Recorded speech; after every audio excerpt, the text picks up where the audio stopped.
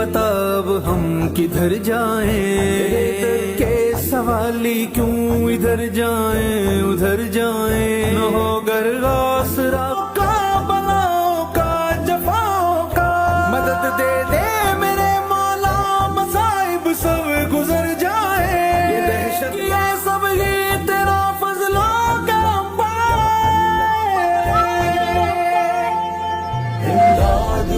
इमदाद हो मुश्किल की घड़ी है, तुझको नबी का वास्ता मुश्किल की مقطع عنا شوي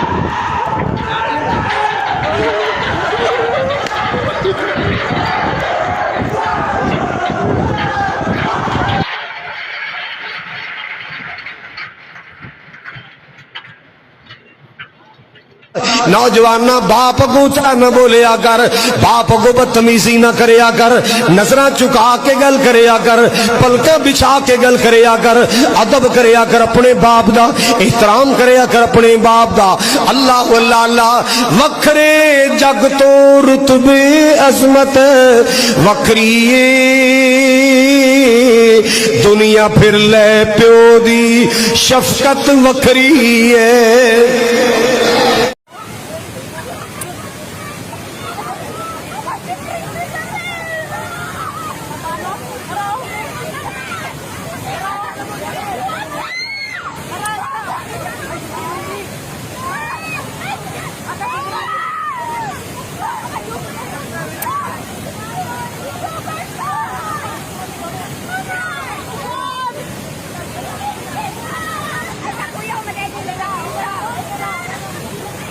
Mabali yun. Where's the Pabita? Yaya, Pabita.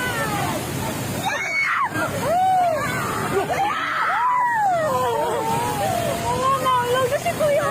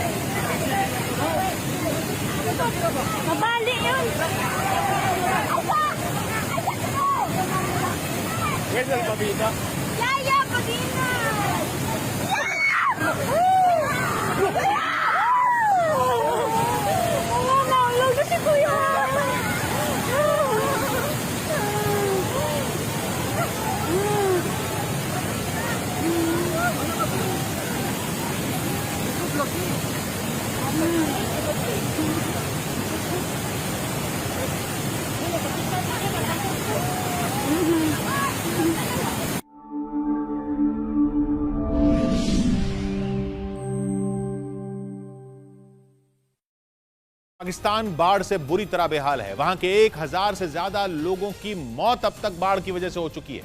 सड़कें, पुल, घर, दुकानें, सब कुछ नदियां अपने साथ बहाती हुई ले जा रही हैं। न सरकार हालात संभाल पा रही है, न ही वहां की सेना। तबाही की सबसे खौफनाक तस्वीरें पाकिस्तान के खैबर पख्तूनख्वा से सामने आई। जहां कलाम नाम की जगह पर एक होटल की इमारत ताश के पत्तों की तरह धराशायी हो गई। होटल के सामने की सड़क को नदी का पानी पहले ही बहाकर अपने साथ ले जा चुका था, जिसके बाद आसपास की इमारतें खाली करवा ली गई थी। ऐसा लगने लगा जैसे होटल सड़क पर नहीं बल्कि नदी के बीच खड़ा हुआ हो। अचानक पहले इमारत एक ओर झुकती दिखने लगी, देखते ही देखते पूरी इमारत नदी में गिर गई और धूल का गुबार हवा में उड़ता हुआ दिखने लगा। कुछ ऐसी ही तस्वीरें घर के बहने की भी सामने आई। रिहायशी इमारत पूरी तरह पानी के बीच घिर गई। दावा किया जा रहा है कि इमारत के आसपास की कई इमारतें पहले ही बह चुकी थी। रिहायशी इलाकों में घुसे पानी की रफ्तार इतनी तेज थी कि पूरी इमारत को उसने देखते ही देखते मलबे में बदल दिया।